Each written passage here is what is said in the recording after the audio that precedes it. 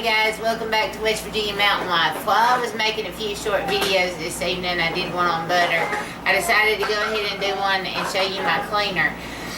This is an all-purpose cleaner that I make. I got the idea off of another YouTuber, and then I just kind of tweaked it a little bit here and there with my own stuff. I love this stuff. I mean, dearly love it. It's inexpensive to make, it's safe for your animals, it's safe for your children, and it's safe on your furniture. I use it on everything in my house. I use it in the bathroom to clean, I use it in the kitchen, I use it on my wood furniture, I use it for everything. Pots and pans, if I get grease buildup on them, it is a wonderful degreaser. What I do is, as most of you know, bargain shop all the time. And I get fruit off the reduced rack. A lot of it is sometimes not very good and it doesn't last very long.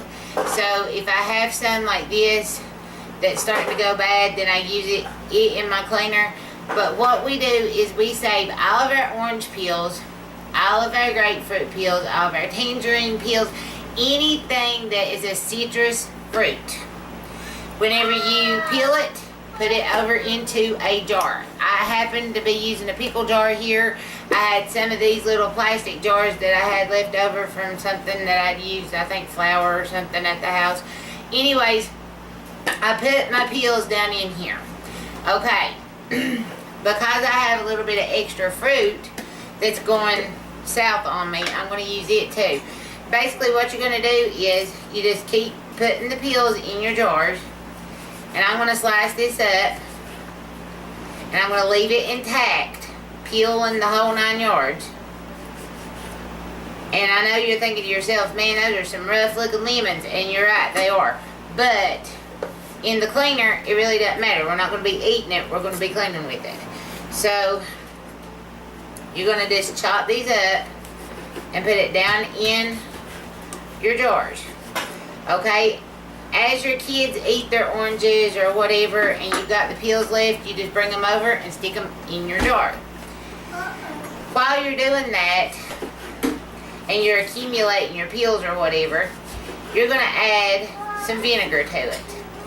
Now you can use the cleaning vinegar if you would like. There are different grades of vinegar that you can purchase. And there is one that's a household cleaning vinegar. And I have made it with that before. It really doesn't matter. These are limes, guys, that I'm chopping right now.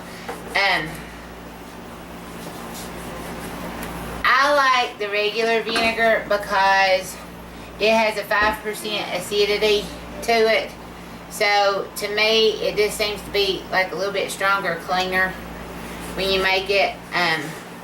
Rather than like the cleaning vinegar. I don't know what the percentage on it is, I don't remember, but it's a little bit lower percentage on the acidity, but it really doesn't matter, whatever floats your boat. But like I said, you just chop these up and then you pour the vinegar in it. But I'm going to show you something different that has happened and occurred in this cleaner rather than that cleaner here in just a second. Get these chopped up. And you don't have to make pretty even slices. You know, it's totally up to you. It does look pretty sitting on your canning shelf though. I have a lot of people come in and ask me what it is because they have never seen stuff like that chopped up in a jar. As you can see in this jar has been steeping and sitting for approximately, I'm going to say a month, something like that. And you can see it preserves all the fruit really well. And this is real clear liquid that's in here, okay? The liquid is what we're going to use to clean with. When you get done letting this sit as long as you want to, take an old spray bottle, something like, I don't know, like a cleaning bottle or something like that, wash it out, and strain your fruit and your peels off of the vinegar and then put it into your containers. Because you can use this fruit over and over and over until you stop smelling the citrus in your vinegar.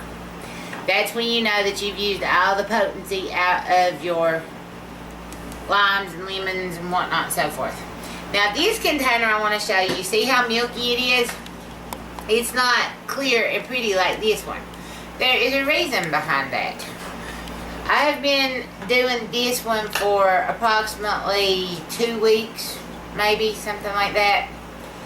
And I noticed it was milky and I thought, that's not right. That's not how it normally is. Well, once I got to looking at it, I realized why it was milky. It is milky because one of my lovely children, whenever they went to put their peels down in there, not only put their peel, but they put part of their oranges and their tangerines down in there that was evidently mushed up a little bit. So it made it milky. It's not a big deal, okay? Because you're going to get the same effect from the cleaner. Once we get it all nice and steeped up and everything where we want it to be, if this starts to stop up your spray bottle, which I'm sure it will because it's got little parts of grapefruits and whatever in it where that was put down in there, strain it out. Strain it through a cloth before you put it into your spray bottle. So if you see stuff coming up in your cleaner like this and it looks a little milky, that means it's probably broke down some of the fruit, or somebody snuck and put a piece of fruit in it that they wasn't supposed to, like my kids did. Don't panic, it's not a big deal. Just strain it out, okay? But anyways, I gave some of this cleaner I had made in a mason jar to a lady that we go to church with, who's a very, very dear friend of ours. And she just kind of looked at me and I said, I promise you, take it home and try it. And she did. And she loves it. And I think her daughter told me this evening, I think she had made like 3 or 4 more containers of it since I gave her that container. But it's real simple. Like, we've used some out of this. I filled up one the other day, a spray bottle out of this one. So we had used some out of it. So I will probably, if I can get the lid off of it, and that's not happening right now, I'll have to get some help from my older son.